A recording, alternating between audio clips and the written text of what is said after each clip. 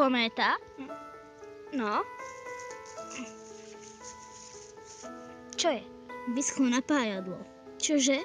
Ako by som toho už nemali dosť. Najskôr sa Pierkov stav zhoršil a teraz vyschlo aj napájadlo? Áno. Lucy vraví, aby sme sa na neho išli ešte pozrieť. Tak poďme. Lucy, sme tu. Ach. Poďte ďalej. Priveď ho sem. Tu je. Takže sa mu pohoršilo? Áno. Tak sa o neho bojím. Predsa len je to môj brat. Viem, a ja by som sa bála. Dobre.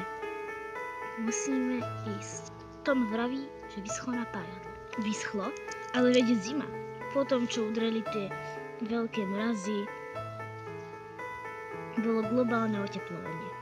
Najskôr ten rybník zamrzol a potom len vyschol. A teraz, keď znova prišli tie mrazy, tam zostala nejaká trhlina. Ale čo budeme piť? A čo Pierko? Potrebuje veľa vody. Ja neviem. Ale neboj sa, Lucy. Už niečo vymyslíme.